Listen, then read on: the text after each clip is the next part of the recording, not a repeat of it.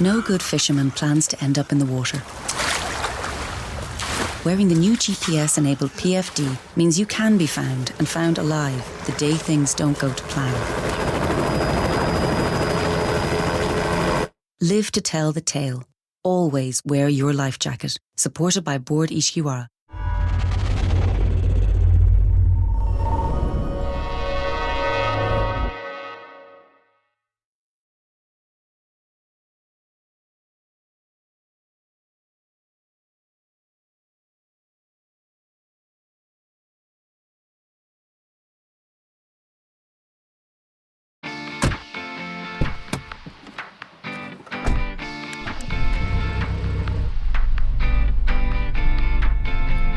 In summer 2015, Mini Ireland's challenge was to engage with our audience while encouraging potential customers to test drive a Mini.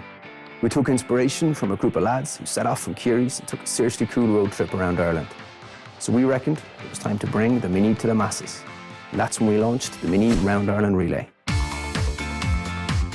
The first ever national test drive campaign designed to show just how good driving a Mini could be.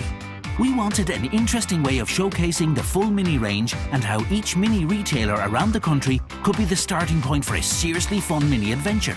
The hunt began for 10 volunteers to drive a Mini in a 10-stage relay around Ireland. The campaign kicked off on Facebook, where fans quickly got on board through geo-targeted advertising, inviting participants to pick their route and co-driver on our microsite. National Targeted Outdoor and Radio challenge people to sign up. Mini is looking for test drivers to join the Mini Round Ireland Relay to win the ultimate USA road trip. We also sent out the call through popular sites joe.ie, her.ie and entertainment.ie. The response was amazing, with almost 2,000 people telling us where they'd like to go on their leg of the journey. We whittled it down to 10 lucky finalists who circled the country showing us their fun, fantastic and freaky favourite places to see on the way. This was the Mini Round Ireland Relay, successfully linking up every Mini retailer in our network. And here's where they brought us. Mind you, it wasn't all about fun. There was a serious eye on the facts and figures too.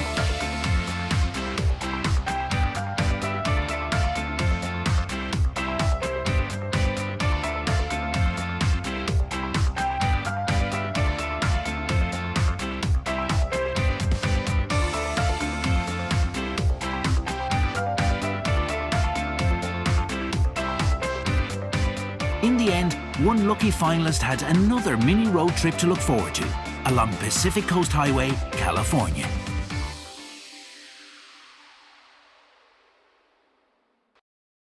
For me, Mini winning silver in the small budget campaign was the fact that, you know, on an investment of 80,000, the returns of 53% in terms of sales, 38% in terms of intention and test drives is a phenomenal return. The use of insight in terms of the automotive market and the challenges, particularly around test drives. They are fundamentally a boring exercise these days.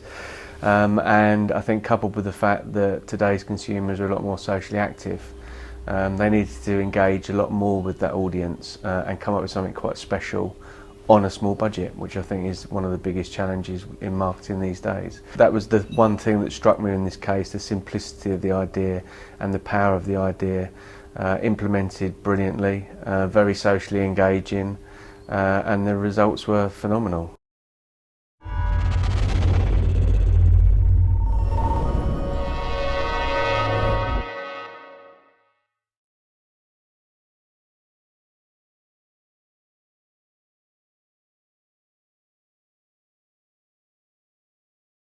At Daintree, we believe in making beautiful things out of paper.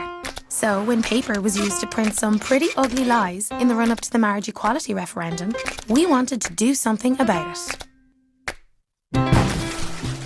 Introducing a shred of decency, confetti made from 100% recycled lies.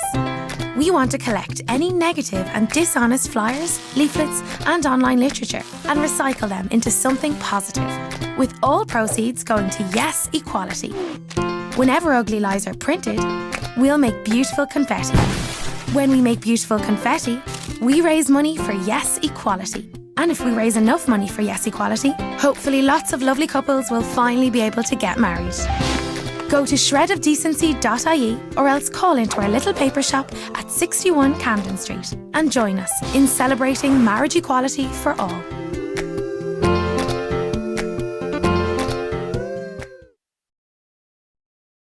The Daintree case was one of the most memorable ones that we debated. This case was entered in a couple of different categories. The important thing to bear in mind was this was a small budget category. So this wasn't about its impact on the referendum, this wasn't about its impact on that particular topic. Its impact was all about what can creativity do for a business which is about to go out of business.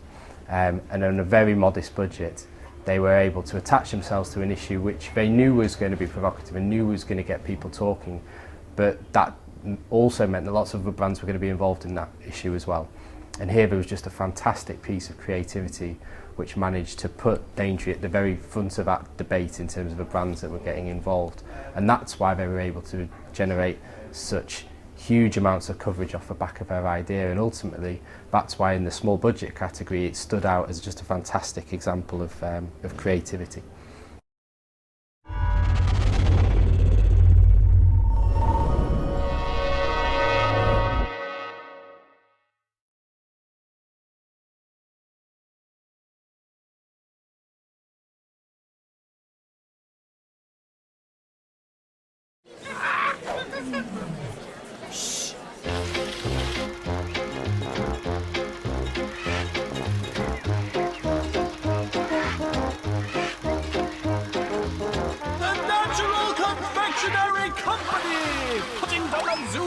This summer.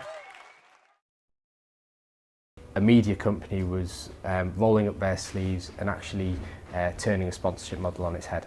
So this wasn't a media buy, this was actually attaching the brand to something in popular culture and going further than that still. So they actually used that to inspire a new product range.